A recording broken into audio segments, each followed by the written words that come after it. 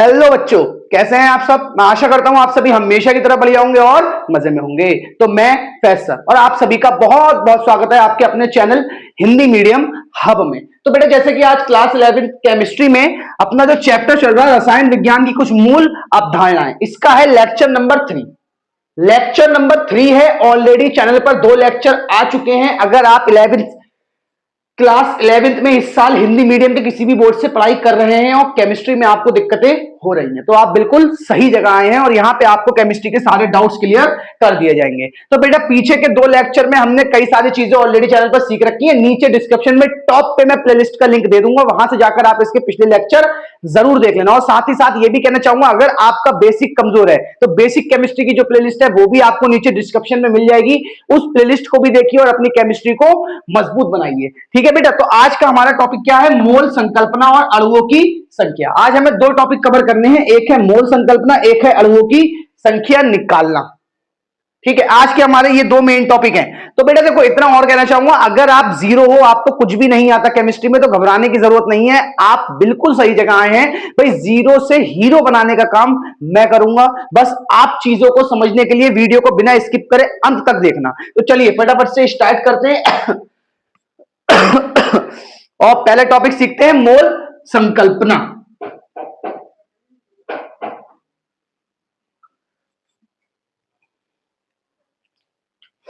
तो देखो बेटा, मोल संकल्पना सीखना है हमें। सबसे पहले टॉपिक है हमारा आज का मोल संकल्पना।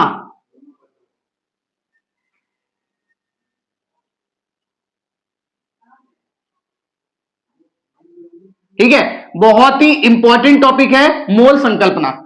अब मोल संकल्पना होता क्या है, पहले उसके ऊपर चर्चा करते हैं। लेकिन उससे पहले मैं एक डेफिनेशन लिखता हूं इसकी, फिर आपको एक्सप्लेन करूंगा मोल संकल्पना होता क्या है। देखो, किसी पदार्थ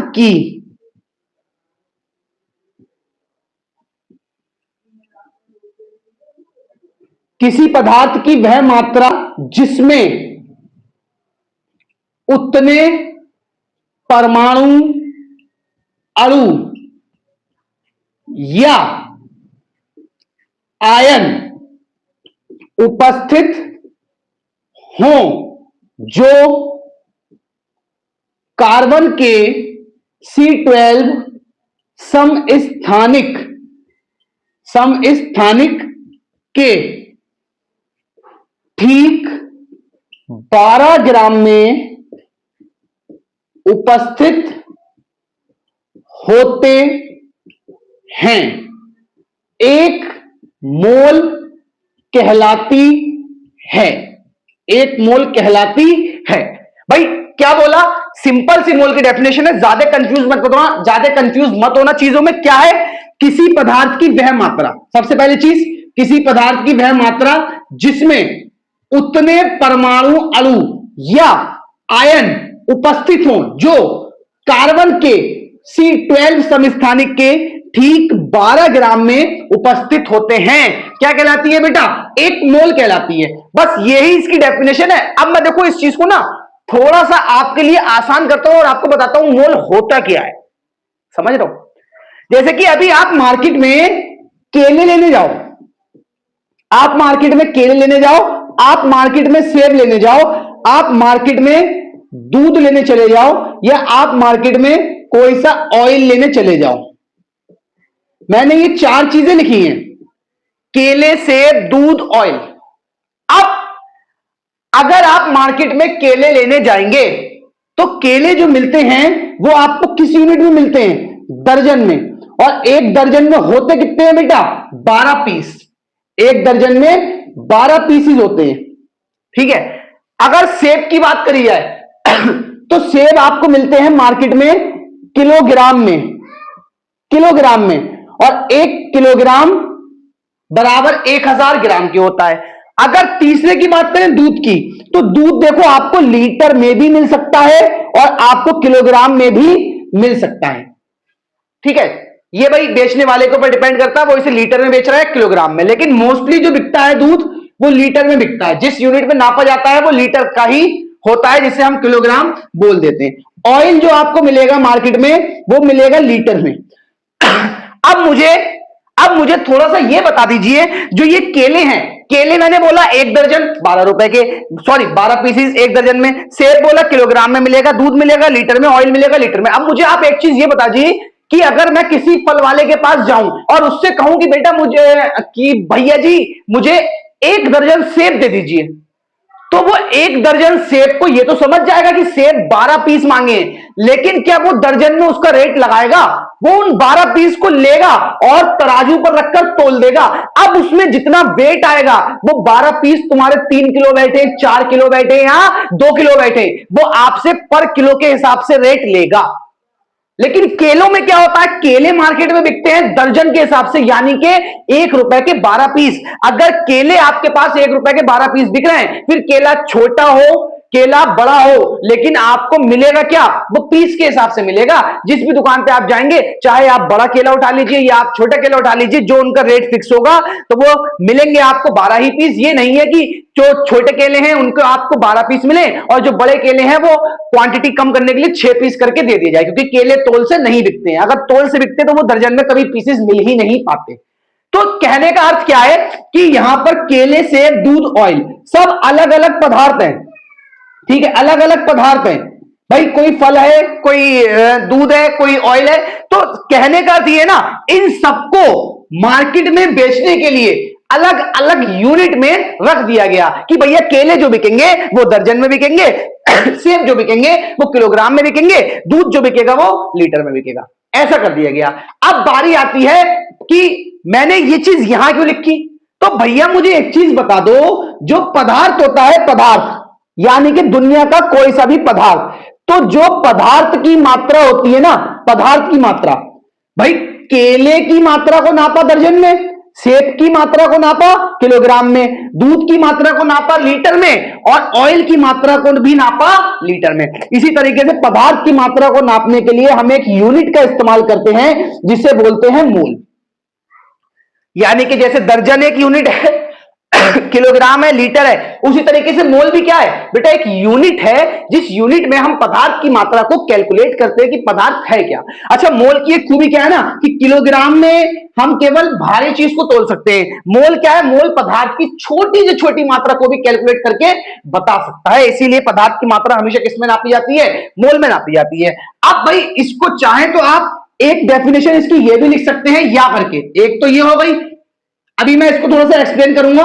जैसे भाई मान लो कार्बन, जैसे मैंने यहां पे क्या बोला, किसी पदार्थ की वह मात्रा जिसमें उतने परमाणु, अणु या आयन उपस्थित हो जो कार्बन के C12 समस्थानिक के ठीक 12 ग्राम में उपस्थित होते हैं। यानी कि जो कार्बन का C12 समस्थानिक होता है, अगर मैं इसकी 12 ग्राम मात्रा लूं, इसकी 12 ग्राम मात्रा लूं, तो इसमें जितने अणु होंगे, या इस अणुओं की जगह अगर हम इसे परमाणु में तोलें तो इसमें जितने परमाणु होंगे, या इसके 12 ग्राम में जितने आयन होंगे। भाई 12 ग्राम में तो बहुत सारे कार्बन होंगे ना, तो जितने अणु हो, जितने परमाणु या आयन हो, तो वो ही क्या कहलाती है?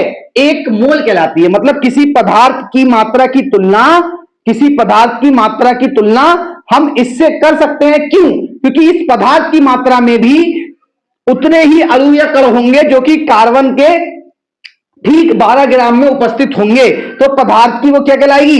एक मोल कहलाएगी, एक मोल कहलाएगी। अब बात आती है कि भाई ये मोल वाली कहानी थोड़ी सी सर हमें और आसान कर दीजिए कि एक मोल तो कहला रही, लेकिन एक मोल में कैसे पता चले कि कितने अणु आ रहे हैं, कितने परमाणु आ रहा है और कितने आयन आ रहे हैं? तो बेटा इसके लिए एक साइंटिस्ट थे, अमीलियो एवोगाद्रो, ठीक है। तो उन्होंने एक नंबर दिया था जिसे एवोगाद्रो संख्या कहते हैं। तो उससे पहले एक परिभाषा इसकी और लिखते हैं कि पदार्थ की वह मात्रा जिसमें 6.023 गुणा 10 की घात 23 कण उपस्थित होते हैं, एक मोल कहलाती है। क्या बोला बेटा? क्या बोला है कि पदार्थ की वह मात्रा जिसमें 6.023 गुणा 10 की घात 23 कण उपस्थित होते हैं, एक मोल कहलाती है। इट मींस अगर मैं यहां से बात करूं, जैसे मैं मान लूं कि कोई पदार्थ है, भाई मान लो मेरे पास कोई सा भी पदार्थ है, सपोज कर लो, और उसकी मात्रा कितनी ले रहा है बेटा? एक मोल। तो 1 मोल x मान लिया मैंने, x कोई पदार्थ है, तो बराबर किसके होगा बेटा? 6.023 गुणा 10 की घात 23 x, क्योंकि 1 मोल बराबर इसके होता है। ठीक है, ये हो गया। अब यहां पर x क्या है? जहां x पदार्थ की मात्रा है। अब ये जो 6.023 नंबर है, ये आप ये भी लिख सकते हैं 6.022 गुणा 10 की घात 23, या लिख सकते हैं 6.023 गुणा 10 की घात 23। ये ही वो नंबर है जिसको बोलते हैं आवागाद्रो संख्या, आवागाद्रो संख्या या आवागाद्रो नंबर। और साइंटिस्ट थे आवागाद्रो, एवोगैड्रो जिनको बोलते हैं, उन्होंने ये नंबर दिया था। ये नंबर जो है ना, अगर आप देखें तो इस नंबर में पता है कितने कर होते हैं? यानी कि 6.023 गुणा 10 की घात 23 बराबर किसके होता है? कार्बन के C12 समस्थानिक के C12 के ठीक 12 ग्राम में उपस्थित कण। यानी कि पहले तो दिक्कत यह हुई ना कि यह तो बता दिया गया कि कार्बन के C12 समस्थानिक के ठीक 12 ग्राम में उपस्थित कण, यानी कि भाई अगर कार्बन की मात्रा 12 ग्राम ली जाए, उस 12 ग्राम में जितने कार्बन है वो ही कहलाएंगी 1 मोल मात्रा। लेकिन भैया ये कहां पता चला कि इसमें होंगे कितने कार्बन? तो भाई अमीदियो एवोगाद्रो ने क्या करा, इसके ऊपर एक्सपेरिमेंट करके और बता दिया कि इसके अंदर कितने कण होंगे बेटा? इतने कण होंगे। यानी कि अब पता चल गया कि 1 मोल बराबर 6.023 गुणा 10 की घात 23 के होता है। साइड में हूं, पहले स्क्रीनशॉट लो बेटा इसका, जरा ले लिया बेटा, स्क्रीनशॉट ले लिया। तो मोल संकल्पना आई होप आप सब अच्छे से समझ गए होंगे। एक बार रिपीट कर देता हूं इसको, फिर आगे बढ़ते हैं और सीखते हैं अणुओं की संख्या निकालना। तो बेटा मोल संकल्पना से क्या सीखा आपने कि किसी पदार्थ की वह मात्रा जिसमें उतने परमाणु अणु या आयन उपस्थित हो जो कार्बन के C12 समस्थानिक के ठीक 12 ग्राम में उपस्थित होते हैं। यानी कि अगर कार्बन की मात्रा 12 ग्राम ली जाए तो उस 12 ग्राम में जितने कार्बन के कण उपस्थित होंगे वो ही क्या कहलाएगी? 1 मोल कहलाएगी, यानी कि पदार्थ की मात्रा कहलाएगी। इट मींस जो पदार्थ की या करके इसकी डेफिनेशन ऐसे भी लिख सकते हैं कि पदार्थ की वह मात्रा जिसमें 6.023 गुणा 10 की घात 23 कण उपस्थित होते हैं 1 मोल कहलाती है। ऐसा क्यों लिख सकते हैं? क्योंकि एक साइंटिस्ट थे अमीदियो एवोगाद्रो, जिन्होंने थोड़ी सी परिश्रम किया, मेहनत की और बताया कि ये जो नंबर है, ये नंबर जो होता है आपका, वो इसमें उतने कण उपस्थित होते हैं जो C12 पे ठीक 12 ग्राम में उपस्थित होते हैं। ये बताया इन्होंने। दूसरी चीज, अगर आप ये सोचते हैं कि मोल होता क्या है, तो भाई जैसे मार्केट में केले खरीदने के लिए हमें दर्जन में खरीदना पड़ते हैं, सेब खरीदने के लिए हमें किलोग्राम में खरीदना पड़ता है, दूध खरीदने के लिए हमें लीटर में खरीदना पड़ता है, उसी तरीके से पदार्थ की मात्रा की जब बात आती है ना तो उसे मोल में तोला जाता है। क्योंकि पदार्थ की मात्रा की जब हम बात करते हैं तो मात्रा बहुत ही कम से कम भी ले ली जाती है। तो इट मींस बेटा पदार्थ की वह मात्रा जिसमें इतने कण उपस्थित हो वो क्या कहलाती है? 1 मोल कहलाती है। यानी कि मोल क्या है? सिर्फ पदार्थ को मापने का एक यूनिट है, लाइक किलोग्राम, ग्राम, इस तरीके से मोल क्या है? एक यूनिट है। ठीक है, एसआई पद्धति में एक साइंटिस्ट हुआ करते थे मोल, जिन्होंने अपने नाम पे इसका मात्रा रख दिया था। अब बेटा थोड़ी सी ये सारी चीजें आपके बारे में मैंने आपको बता दी है, इसका स्क्रीनशॉट लो, फिर अगला सीखते हैं। क्या सीखते हैं अगला सीखने के लिए देखो बेटा, जब इसकी डेफिनेशन पढ़ी, किसी पदार्थ की वह मात्रा जिसमें उतने परमाणु अणु या आयन उपस्थित हो जो कार्बन के C12 समस्थानिक के ठीक 12 ग्राम में उपस्थित होते हैं, 1 मोल कहलाती है। यानी कि हम इस मोल से क्या क्या निकाल सकते हैं? परमाणु निकाल सकते हैं, अणु निकाल सकते हैं और आयन निकाल सकते हैं। यही आपको अभी आगे सिखाना है। इसके ऊपर जो आज का वीडियो है, आज की वीडियो में हम अणुओं की संख्या निकालना सीख लेंगे, उसके अगले वीडियो में परमाणुओं की संख्या भी निकाल लेंगे और इलेक्ट्रॉनों की संख्या भी निकालना सिखा देंगे आपको, जो कि सब मोल संकल्पना से ही लिंक होता है। ठीक है बेटा, अभी मैं आगे जब आपको अणुओं की संख्या निकालना बताऊंगा, देखो कितना मजा आएगा आपको, और सारी चीजें इतनी आसान कर दूंगा कि आप जैसे एक जार में आपके पास पदार्थ की मात्रा भरी हुई है और वो आपसे बोल दे कि इसमें कितने मोल है, तो वो मैं आपको चुटकियों में निकालना सिखा दूंगा। आप बता दोगे उसमें कितने मोल है, ग्राम में तोलोगे उसे और बता दोगे कि उसके अंदर कितने मोल मौजूद है। ठीक है, यही तो साइंस का मजा है। तो जल्दी से बेटा पहले इसको मिटाते हैं और फिर आपको सिखाते हैं आगे अगला टॉपिक।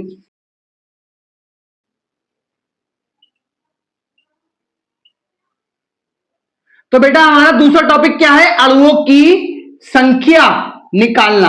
अब अणु के बारे में तो सब जानते होंगे ना कि अणु क्या होते हैं। जब दो या दो से अधिक परमाणु मिलते हैं तो अणु बनते हैं, और ये चीज मैं बहुत ही अच्छे से आपको सिखा चुका हूं। तो बेटा इसके लिए ना थोड़ा सा ये पोर्शन डिवाइड कर देते हैं। यहां पे हम लिखते हैं कुछ जरूरी बातें या फिर सूत्र, जिसकी मदद से हम क्या निकालेंगे, अणुओं की संख्या।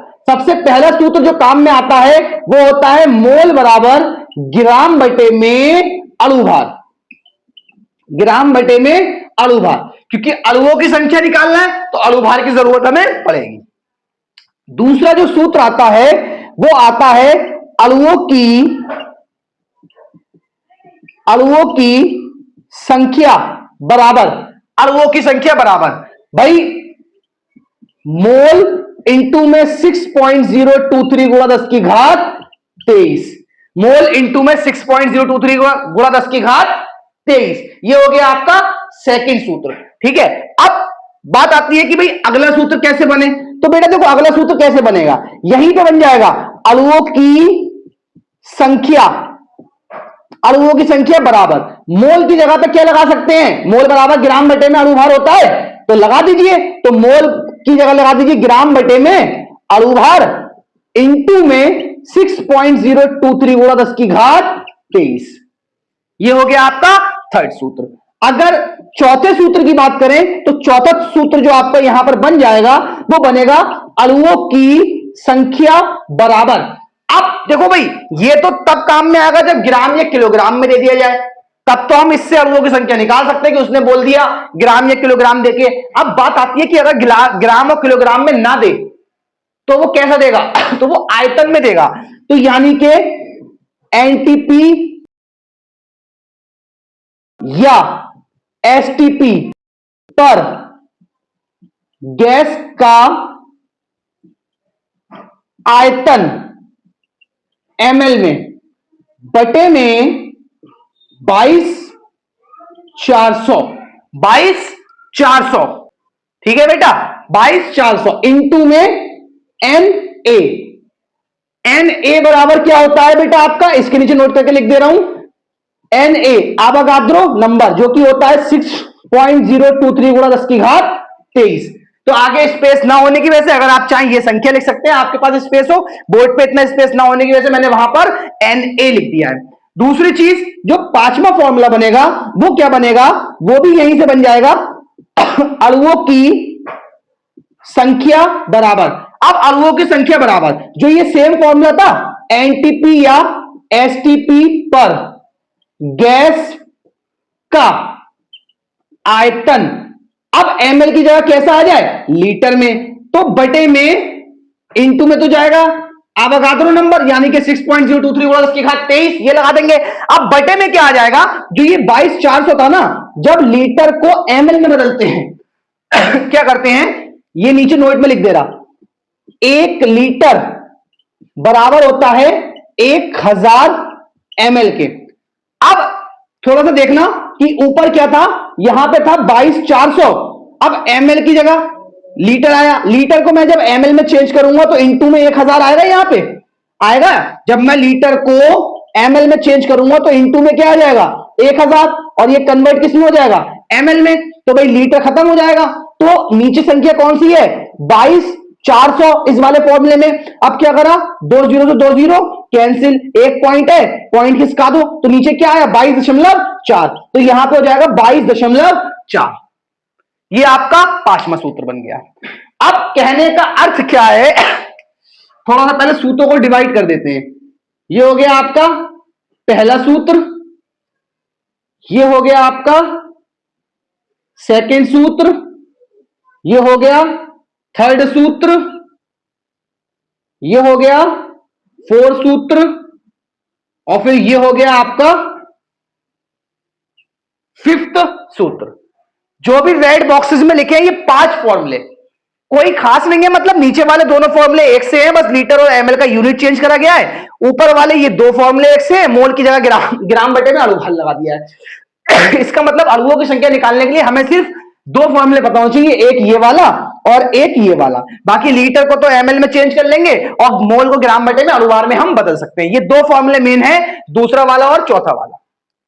अब बात आती है, ये सारी चीजें मैंने आपको बता दी, एक बार मैं फॉर्मूले रिपीट कर देता हूं। क्या होता है, एक तो होता है मोल बराबर ग्राम बटे में अणुभार, एक होता है अणुओं की संख्या बराबर मोल इंटू में 6.023 गुणा 10⁻23, और एक होता है अणुओं की संख्या बराबर मोल की जगह पे लगा दो ग्राम बटे में अणुभार इंटू में 6.023 गुणा 10⁻23। अगला है अणुओं की संख्या बराबर एनटीपी या एसटीपी पर गैस का आयतन जो कि एमएल में हो इंटू में एनए बटे में 22/400। अगला क्या है, नोट में लिख दिया है कि एनए बराबर होता है Avogadro number, A for Avogadro, N for number. अगला क्या है, अणुओं की संख्या बराबर एनटीपी या एसटीपी पर गैस का आयतन, लेकिन अब की बार लीटर में लिया है, इनटू में एनए लगाया बटे 22.4। 1 लीटर बराबर 1000 ml के होता है, चेंज करके आपको थोड़ा सा बता दिया है। अब क्या करते हैं, इसको भी थोड़ा सा डिवाइड कर दो, अब इसको ऐसे ही लिखा रहने दो। अब हमारा जो ये वाला पोर्शन है, हम इस पे इस चीजों को समझते हैं। सबसे पहले तो बात आती है एनटीपी और एसटीपी की। मैं यहां पे एक नोट लिखता हूं कि एनटीपी और एसटीपी होता क्या है, सबसे पहली बात, फिर इसके बाद में क्वेश्चन को सॉल्व करेंगे। एनटीपी, एनटीपी, एनटीपी की फुल फॉर्म होती है नॉर्मल टेम्परेचर, टेम्परेचर और प्रेशर, नॉर्मल टेम्परेचर प्रेशर, जिसको हिंदी में लिखते हैं सामान्य टेम्परेचर ताप, प्रेशर दाब, सामान्य ताप दाब। यानी कि इसे शॉर्टकट में अगर हिंदी में लिखेंगे तो लिखेंगे सा, ताप और दाब, साता दाब, सामान्य ताप दाब। दूसरा है एस टी पी, तो देखो एस के लिए लग जाता है स्टैंडर्ड, स्टैंडर्ड, फिर टेम्परेचर प्रेशर। हिंदी में अगर लिखेंगे तो स्टैंडर्ड को बोलते हैं मानक ताप दाब। इतना करने के बाद अगर इसे शॉर्टकट में लिखेंगे तो हो जाएगा मानक ताप दाब, यानी कि माता दाब, साता दा और माता दाब। ये तो हो गया आपका एसटीपी। और एनटीपी क्या है, मतलब गैसें जो होती है ना, अगर वो नॉर्मल टेम्परेचर प्रेशर पर है तो एनटीपी, अगर जो है स्टैंडर्ड पर है, मानक पर है, तो क्या लिखेंगे एसटीपी। ये हो गया एनटीपी और एसटीपी की बात। पहले मैं जरा, आप इसका भी कहीं पर नोट करके लिख लेना, मैं इसे मिटाऊंगा क्योंकि मुझे यहां पर क्वेश्चन लिखना है। ठीक है बेटा, तो आप जल्दी से पहले इसे लिख लो, या स्क्रीनशॉट ले लो, फिर अगला स्क्रीनशॉट में क्वेश्चन आ जाएगा आपका।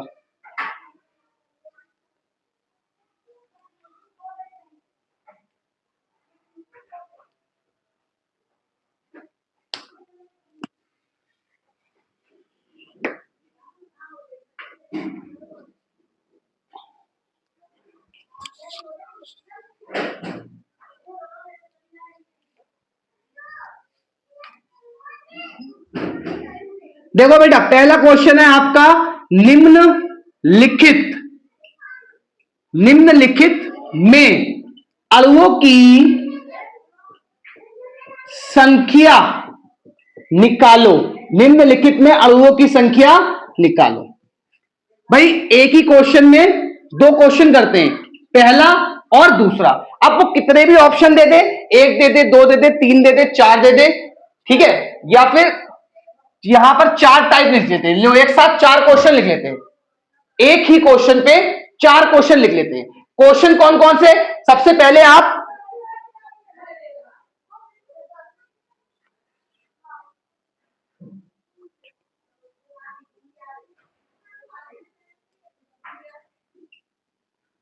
पहला ऑप्शन लिख लो 36 ग्राम H2O में, दूसरा लिख लो 28 ग्राम N2 में, तीसरा लिख लो 46 ग्राम एथिल एल्कोहल में, एथिल एल्कोहल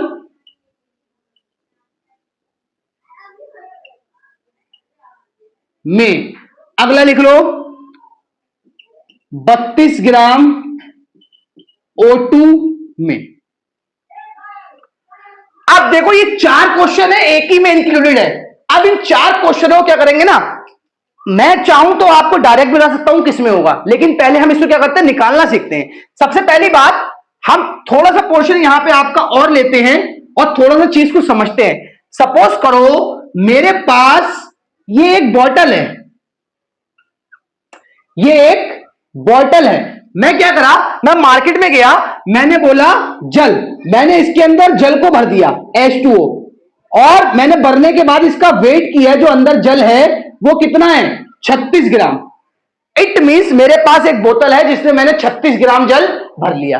अब मैं चाहता हूं जल का जो फॉर्मूला होता है वो ये होता है H2O। इट मींस इसी को क्या बोलते हैं, अणु।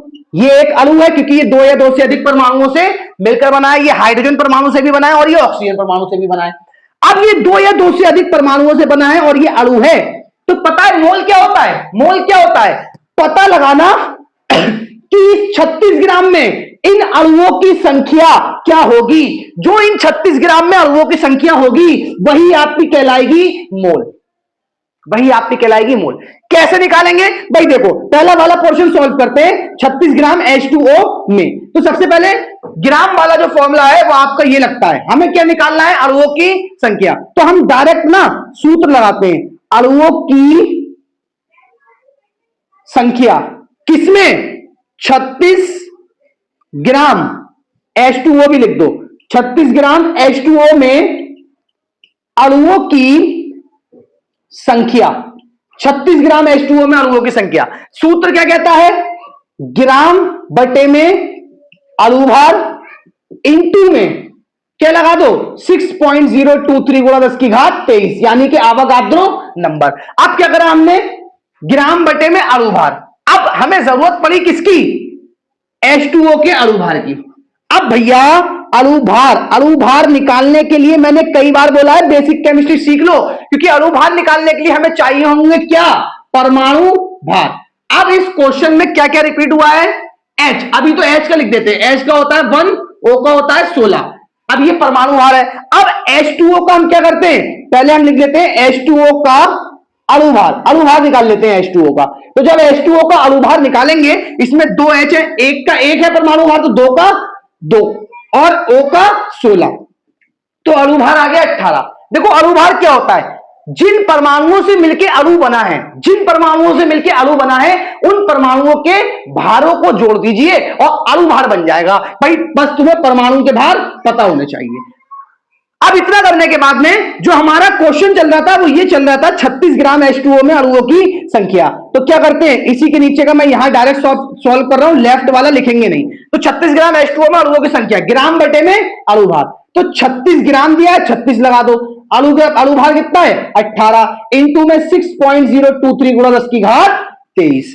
फिर क्या करो भाई, 18 दूनी 36, तो बचा 2 इंटू में 6.023 गुणा 10 की घात 23।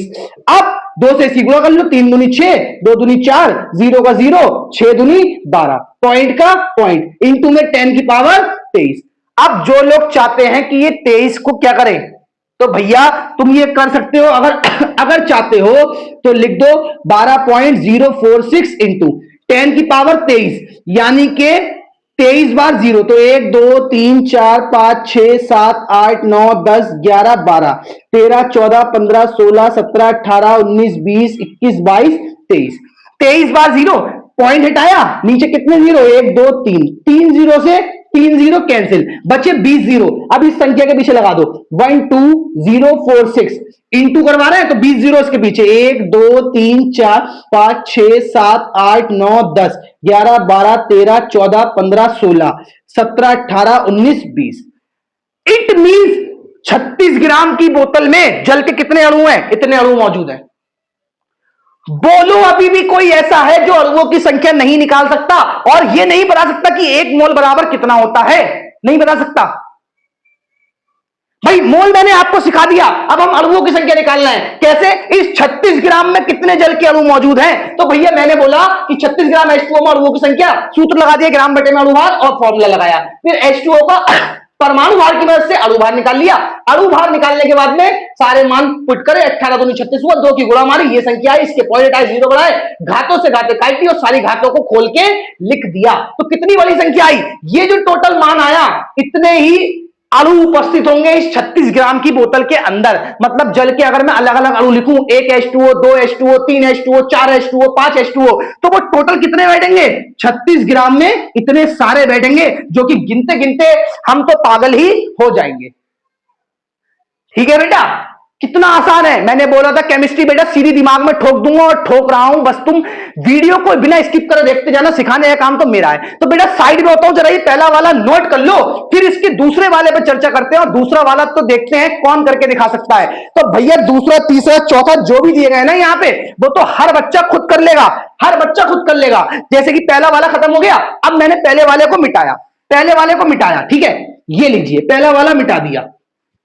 अब पहला वाला मिटाने के बाद में मैंने बोला दूसरा वाला सॉल्व करते हैं। दूसरा वाला है क्या, 28 ग्राम N2 में अणुओं की संख्या बराबर, मैंने बोला ग्राम बटे में अणु भार। क्यों? क्योंकि इसका भार कैसा दे रखा है, ग्राम में दे रखा है। अगर मोल में देता तो मोल वाला फॉर्मूला लगा देते। इनटू में 6.023 गुणा 10 की घात 23। अब जो 36 ग्राम की बोतल थी, अब वो कन्वर्ट हो गई 28 ग्राम में, और H2O की जगह बेटा क्या दे दिया, N2 अणु। अब उसे बताना है कि इस 28 ग्राम की बोतल में कितने N2 अणु मौजूद हैं, कितने N2 अणु मौजूद हैं, ये हमें उसे बताना है। तो भैया N का जो परमाणु भार होता है वो होता है 7। तो हमने क्या करा, हमने लगाया फॉर्मूला, सबसे पहले N2 को क्या निकाल लिया बेटा, अणु भार, क्योंकि ये अणु है, परमाणु का तो पता है। अब इसमें कितने परमाणु हैं, 2, एक N का 7 तो 2 का 14, तो इसका अणु भार 14 लगेगा। दूसरी बात, हमने ये फॉर्मूला दोबारा लगाया, 28 ग्राम N2 में अणुओं की संख्या बराबर ग्राम कितना है, 28 ग्राम बटे में अणु भार 14। एक सेकंड, N का अणु भार होता है 14, परमाणु भार, तो N2 को होगा 28। परमाणु क्रमांक 7 होता है, परमाणु भार इसका 14 होता है। तो 28 इंटू में 6.023 गुणा 10 की घात 23। इट मीन इससे ये कैंसिल हो गया, तो बचा 6.023 गुणा 10 की घात 23। इट मीन्स हम ये बोल सकते हैं कि इसके 28 ग्राम में उतने अणु परमाणु या कण उपस्थित हैं जो कि 1 मोल के बराबर होते हैं, 6.023 गुणा 10 की घात 23। इट मीन्स N2 की 28 ग्राम मात्रा ही क्या कहलाएगी, 1 मोल कहलाएगी।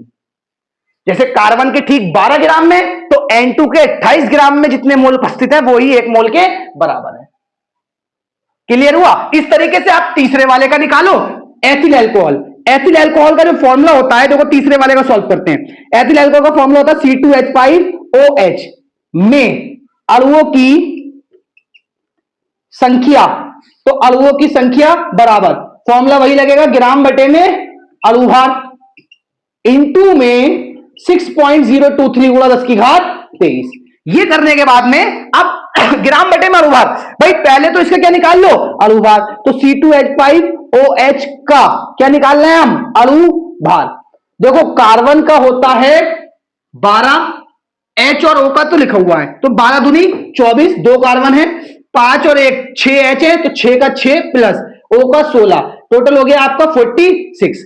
अब आप क्या करिए, इसके सूत्र को लगाइए अगले स्टेप में कि में अणुओं की संख्या बराबर ग्राम, कितने ग्राम दे रखा है 46, तो 46 बटे में 46 इंटू में लगाया 6.023 गुणा 10 की घात 23, यानी कि ये कैंसिल हो गया, तो बच्चा 6.023 गुणा 10 की घात 23। क्लियर हुई बात? मैंने पीछे क्या बोला था, 1 मोल बराबर किसके होता है, जिसमें इतने कण उपस्थित हो। इट मींस अगर मैं एथिल अल्कोहल का आपसे कहूं कि एथिल अल्कोहल की 1 मोल मात्रा कितनी होगी, तो यही जो है, यानी कि अगर एथिल मैं आपसे कहूं कि एथिल अल्कोहल की 1 मोल मात्रा ग्राम में कितनी होगी, तो भैया यहां कितने ग्राम दिया था, 46 ग्राम, यानी कि जो इसका 46 ग्राम दिया है, 46 ग्राम में जितना एथिल अल्कोहल उपस्थित होगा वो ही 1 मोल के बराबर होगा, क्योंकि कैंसिल होकर कितना बचा है, 1 मोल। अब आप सोच रहे होंगे कि सर ने बोला कार्बन के 12 ग्राम में तो उपस्थित थे, तो बना 1 मोल, कार्बन के 12 ग्राम में, वो तो सिर्फ एक साइंटिस्टों ने एक जरिया लिया था जिसके जरिए पूरी मोल संकल्पना की परिभाषा रखी। लेकिन जब हम हर पदार्थ की बात करेंगे तो हर पदार्थ के 1 मोल में केवल 6.023 गुणा 10 की घात 23 उपस्थित नहीं होंगे। अगर 1 मोल में 6.023 गुणा 10 की घात 23 उपस्थित हैं, तो ग्राम में भार अलग होगा। कार्बन का तो 12 था, अब जरूरी नहीं कि एथिल अल्कोहल के भी 12 ग्राम में हो और नाइट्रोजन के भी 12 ग्राम में हो, क्यों? क्योंकि ये तो भाई अलग फॉर्मूला है, इसका अणुसूत्र अलग है, और जब इसका अणुसूत्र अलग है तो कहानी यहां पे अलग हो जाएगी। वहां कार्बन के ठीक 12 ग्राम में था, और एथिल अल्कोहल के ठीक कितने ग्राम में? 46 ग्राम में हो गया। N2 के ठीक 28 ग्राम में हो गया। इट मींस यहां पे एक चीज सीखने को मिली बेटा कि अगर इसकी मैं अणु की बात करूं, इसके अणुभार की, तो इसका अणुभार बना 28। इट मींस किसी अणु का जो अणुभार होता है उतने ही ग्राम ले लें तो उतने ही ग्राम में जो मात्रा उपस्थित होगी वो ही कहलाएगी बेटा क्या? एक मोल। समझ रहे हो भाई? 46 ग्राम एथिल अल्कोहल दिया, 46 से डिवाइड हो गया तो एक बच गया, और जब एक बचेगा तभी तो ये संख्या बच सकती है। जैसे कि पहले वाले केस में जब हमने 36 लिया तो जल का अणुसूत्र था 18, 18 दूनी 36 बना, 18 दूनी 36। अब वहां पे जो 18 दूनी 36 बना तो वहां पे बेटा मोल कितने हो गए? 2 मोल, क्योंकि बीच में क्या आ गया? 2 आ गया। इट मींस ग्राम में मात्रा को अणुभार से भाग कर लो, जो संख्या आएगी 2, 3, 4, 5 उतने ही मोल पदार्थ बन जाएगा। क्योंकि भैया ये वाला सूत्र यही तो बताता है मोल बराबर क्या होता है? ग्राम बटे में अणुभार। यानी कि अगर जितना अणुभार है उतना ग्राम में भार ले लें तो पदार्थ की जो मात्रा बनेगी वो कितनी बनेगी? 1 मोल। अब आप बोल सकते हैं कि एथिल अल्कोहल के 46 ग्राम बराबर 1 मोल के होते हैं। आप बोल सकते हैं N2 के 28 ग्राम बराबर 1 मोल के होते हैं। आप बोल सकते हैं जैसे कि यहां पे O2 है, अगर O2 वाला आपको सॉल्व करना है मुझे कमेंट में आंसर बताना। 16 दूनी 32 बनेगा तो 32 ही ग्राम दे रखा है, तो 32 से 32 कैंसिल हो जाएगा, यानी कि इसका भी 32 ग्राम O2 जो है वो बराबर किसके हैं? यानी कि एक बोतल में अगर 32 ग्राम O2 भरा है तो वो 1 मोल है, एक बोतल में 28 ग्राम N2 भरा है तो वो भी 1 मोल है, एक बोतल में 46 ग्राम एथिल अल्कोहल भरा है वो भी 1 मोल मात्रा है। तो आज मैंने मोल की सारी बातें आपके सामने एक्सप्लेन कर दी है कि मोल को कैसे कैसे एक्सप्लेन किया जा सकता है, क्योंकि मोल बराबर होता क्या है? ग्राम बटे में अणुभार। क्लियर हुआ इतनी बात? तो हम अणुओं की संख्या निकालना सीख गए। ये क्वेश्चन, एक ही क्वेश्चन में 4 क्वेश्चन करवाए मैंने, बाकी आप इस तरीके के कितने भी क्वेश्चन हो आप उन्हें घर पे करिए, अच्छे से तैयारी कीजिए उनकी, ठीक है ना? क्योंकि भाई एक क्लास में ज्यादा क्वेश्चन करने से कोई फायदा नहीं है। अगर वो मोल की जगह ग्राम बटे में वो दे देगा, मोल दे दे, अगर ग्राम बटे में अणुभार की जगह तो डायरेक्ट मोल लगाओ, मोल उठा के गुणा मार दो, आंसर कर दोगे आप। और बात आती है अगर वो दे दे आपसे एनटीपी या एसटीपी में गैस का आयतन, तो आयतन लगा देना और इसे इससे डिवाइड करके अवगाद्रो संख्या लगाना, वहां पे भी आपका निकल के आ जाएगा। ठीक है बेटा? तो इसी के साथ बेटा मैं आपसे सिर्फ इतना कहना चाहूंगा, अगर वीडियो आपको अच्छा लगा है, मेरी बातें आपको समझ में आई है, सीधी दिमाग में ठुक गई हैं, तो वीडियो को लाइक करो, साथियों के साथ शेयर भी कर देना, और चैनल पे पहली बार आए थे तो चैनल को बेटा सब्सक्राइब भी कर लेना। तो इसी के साथ मैं आपसे अलविदा लेना चाहूंगा, फिर मुलाकात होगी आपसे एक नए और धमाकेदार वीडियो के साथ।